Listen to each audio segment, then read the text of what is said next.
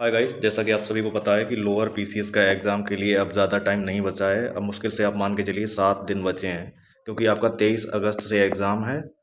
और इसके लिए मैं बेस्ट प्लान लेके आया हूँ। जिसने भी ढंग से तैयारी नहीं की है तो लास्ट अब 7 दिन में कुछ ऐसा कर ले जिससे कि उसका 70 से 80 नंबर आने की प्रोबेबिलिटी बढ़ जाएगी। ठीक है, एक्चुअली इसमें सब्जेक्ट मान के चलिए आप 10 से 12 सब्जेक्ट ऐसे हैं जो आते हैं। ठीक है, और उसमें से 5-6 सब्जेक्ट ऐसे हैं जो हाई वेटेज के हैं। ठीक है, उनको पहले आप कवर करिए। उसका पूरा प्लान मैंने देखिए बना रखा है, उसके अकॉर्डिंग ही आपको करना है। ठीक है, तो इसमें सबसे पहले यूपी जीके को आप कवर करिए, ये 20 नंबर की है। कंप्यूटर आएगा फिर 15 नंबर का।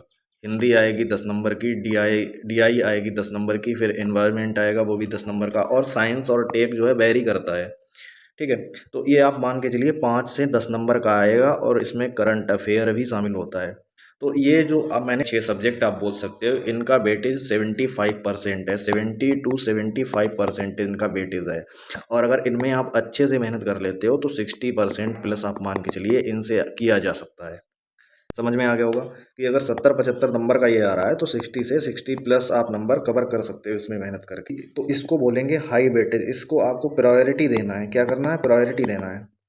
और इसमें अगर आप प्रायोरिटी नहीं दोगे, बाकी जो कम प्रायोरिटी वाले ये सब्जेक्ट हैं, जैसे हिस्ट्री हो गया, ये 5 नंबर की आएगी। जियोग्राफी ये भी 5 नंबर की। पॉलिटी ये भी कहीं कहीं पे लिख रखा है 10 नंबर, लेकिन ये भी 5 से 10 नंबर के बीच में ही आएगी। इकोनॉमी ये भी 5 नंबर की आएगी। और करंट अफेयर भी 5 नंबर की आएगी। एक्चुअली करंट अफेयर जो है ये साइंस और टेक से भी रिलेटेड आएगी, तो 5 से 8 नंबर की आएगी, इससे ज़्यादा नहीं आएगी। तो मैंने कुछ टॉपिक इसमें दे रखे हैं जो सबसे ज़्यादा इंपॉर्टेंट हैं, वो आप देखिए। यूपी जी के जैसे मैंने आपको बताया कि ये 20 नंबर की आने वाली है, तो इस पे आपको सबसे ज़्यादा फोकस करना है। और किन किन टॉपिक पे इस पे फोकस करना है, तो सबसे पहला नेशनल पार्क। यूपी में जितने भी नेशनल पार्क हैं और इंडिया में जितने भी नेशनल पार्क हैं, वो आपको बिल्कुल ही रट लेने हैं। इनकी स्थापना भी रट लेनी है कि स्थापित कब हुए ये। ठीक है, और इन्हें जैसे कि कोई कोई नेशनल पार्क होता है, पहले छोटा सा मतलब उद्यान टाइप का होता है, फिर उसको नेशनल पार्क बनाया जाता है। जैसे अभी आपका एजीटीए का एग्ज़ाम हुआ था, तो उसमें भी पूछ लिया गया था कि ये कौन सा नेशनल पार्क है। इसी के बारे में पूछा था, शायद चंद्रप्रभा ही पूछा था। तो उसको पूछा गया था कि ये कब नेशनल पार्क का इसे दर्जा मिला था, तो वो 1977 में आया था। इस टाइप से आ गया था ना। तो इसी टाइप से आपको क्वेश्चन देखने हैं और पूरा फैक्ट वाइज याद करना है। ओडीओपी इसमें कुछ नहीं है। एक जिला में एक प्रोडक्ट होता है, उसी को रटना है। सिंपल है कि 75 जिले हैं तो 75 प्रोडक्ट हो जाएंगे। ये भी हो जाएगा। योजनाएं, और योजनाएं सारी नहीं आपको करनी। योजनाएं जो भी किसान से रिलेटेड योजनाएं हैं और युवा से रिलेटेड योजनाएं हैं, प्लस महिलाओं से रिलेटेड योजनाएं हैं, वही आपको करनी है। ठीक है, किसान, युवा, महिलाएं, मतलब अभी चुनाव आने वाला है, तो जो चुनाव के क्या क्या मुद्दे होते हैं, किसान होता है, युवा होता है, महिलाएं होती हैं, यही सारे मुद्दे होते हैं। तो इन्हीं से रिलेटेड योजनाएं जो बनाई थी सरकार ने, उससे रिलेटेड क्वेश्चन आने की प्रोबेबिलिटी हाई है, तो वही आपको करना है। उसके बाद उद्योग हो गया। उद्योग से भी बहुत सारे आते हैं कि कौन से ज़िले में कौन सा उद्योग लगा हुआ है, कहाँ क्या लगा हुआ है। थर्मल पावर वगैरह हो गई, ये सब उद्योग के अंतर्गत ही आते हैं। उद्योग के बाद नदियाँ हो गई। गंगा नदी हो गई, इनकी सहायक नदियाँ हो गई। ठीक है, इनकी लंबाई पूछी जा सकती है, किस ज़िले से यूपी में आती है और कहाँ से निकलती है, ये सारी चीज़ें। और धातुएं और खनिज, ये भी सबसे ज़्यादा इंपॉर्टेंट है कि कौन सा खनिज कौन से ज़िले में मिलता है। सोना कहाँ मिलता है यूपी में, कहाँ निकलता है। हीरा कहाँ निकलता है। ये सारी चीज़ें ज़िले वाइज आपको याद कर लेनी है। इसमें ज़्यादा कुछ है नहीं। तो यूपी जीके में इतना आपको जो है फोकस होके करना है। कैसे करना है? फोकस होके करना है। ठीक है, इन पे ज़्यादा फोकस करना है। और आप, मैं नहीं बोल रहा हूँ, आप खुद ही यूपी ट्रिपल एस सी के जितने भी एग्ज़ाम कंडक्ट हुए हैं अभी हाल फिलहाल में, जब से सिलेबस चेंज हुआ है, तो उनको आप अगर उठाकर देखेंगे तो यही सारी चीज़ें आपको बार बार रिपीटेडली मिलेंगी। ठीक है, तो उसी से मैंने भी ये बनाई है, और मैंने सोचा ये आपको हेल्प करेगा, तभी ये थोड़ा सा वीडियो बना दिया छोटा सा। और हाँ, आपको कमेंट में बताना है कि आप लोगों का सेंटर कहाँ कहाँ गया है। सेंटर के बारे में बता देना आप कमेंट में। ठीक है, होगा क्या कि अगर ऐसा होगा कि जैसे मान लो कई सारे लोग होते हैं, उनका कॉमन ज़िले में सेंटर चला जाता है, तो वो आपस में बातचीत करके उनका मतलब हो जाता है, थोड़ी बहुत हेल्प हो जाती है। तो नीचे आप कमेंट में डाल देना आपका सेंटर कहाँ कहाँ गया है, किस किस डिस्ट्रिक्ट में गया है, जो भी देख रहे हैं वीडियो। ठीक है, आगे बढ़ते हैं कंप्यूटर की तरफ। तो कंप्यूटर में सबसे पहले तो आपको फुल फॉर्म्स याद ही करनी है, बिल्कुल रट लेनी है फुल फॉर्म्स जितनी भी हैं। कुछ नहीं करना, एक एक दो दो बार पढ़ना है, अपने आप ही याद हो जाएंगी। याद क्या हो जाएंगी, जब मतलब पेपर में चेक करोगे तो अपने आप याद आती रहेंगी। और दूसरा हो गया साइबर सिक्योरिटी। जो साइबर सिक्योरिटी और AIML जो भी आ रहा है, ये सबसे ज़्यादा इंपॉर्टेंट है इसमें।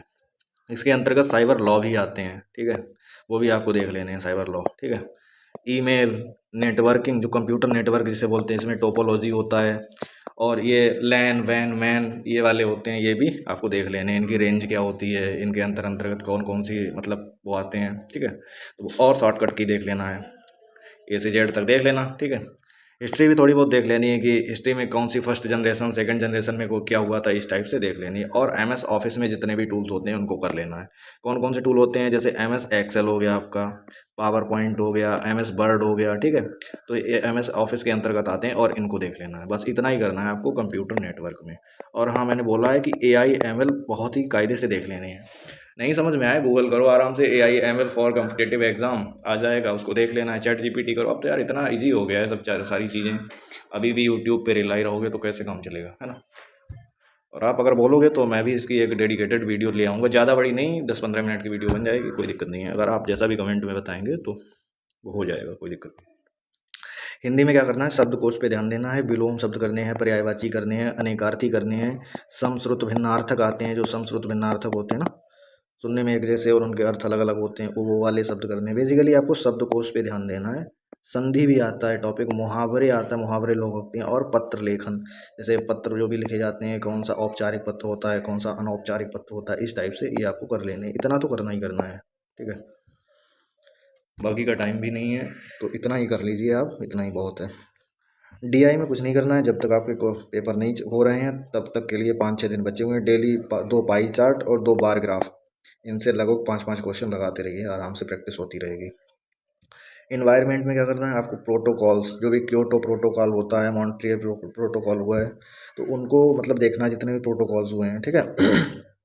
इन्वायरमेंट प्रोटेक्शन एक्ट, जो संरक्षण अधिनियम जिसे बोलते हैं, पर्यावरण संरक्षण अधिनियम, वो आपको देखना है। इसके अंतर्गत भी कुछ संरक्षण अधिनियम आते हैं, जैसे जल संरक्षण हो गया, वायु संरक्षण हो गया, इस टाइप से अधिनियम बने हुए हैं, उनके बारे में आपको केवल देख लेना है कि ये कब लागू हुए हैं और इनके अंतर्गत क्या क्या चीज़ें आती हैं, किस किस से रिलेटेड है ये, बस इतना ही देखना।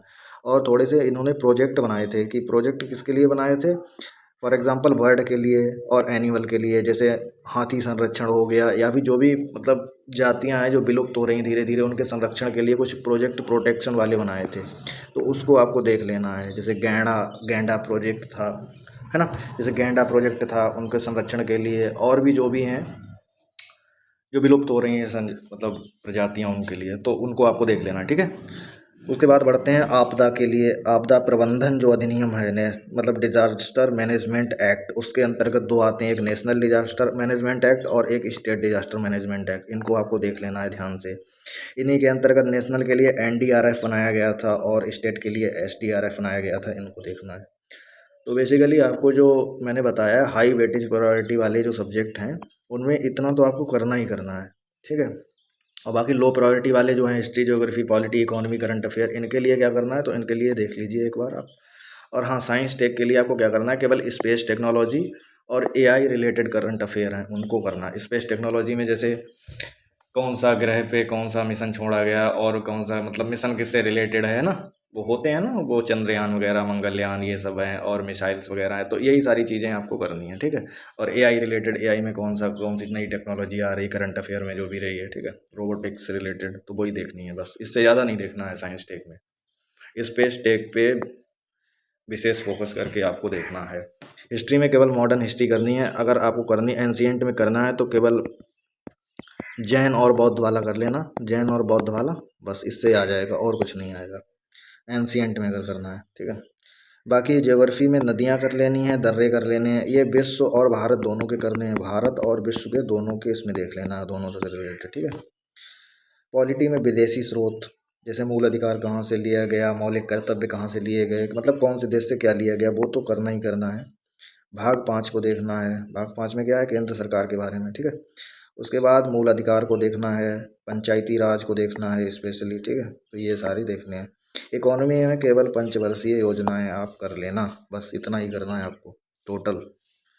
और आप अगर बोलोगे तो इनकी एक मैराथन टाइप की 2 या 2.5 घंटे की वीडियो, 2 से 2.5 घंटे की 1 या 2 वीडियो, 1 वीडियो या मैक्सिमम 2 वीडियो। अगर 2 वीडियो आएंगी तो आप मान के चलिए, एक में लो प्रायोरिटी वाले ये वाले सब्जेक्ट दे दूंगा, और एक वीडियो में ये जितना भी मैंने बताया ये वाले सब्जेक्ट ये सारे दे दूंगा। आप कमेंट में बता देना जैसा भी आपको जो चाहिए हो, अगर खुद से करना है तो बहुत अच्छी बात है। कमेंट ज़रूर कर देना कि जैसा आपको चाहिए हो उसी टाइप से मैं करवा दूंगा, क्योंकि टाइम अभी ज़्यादा है नहीं आप लोगों के पास।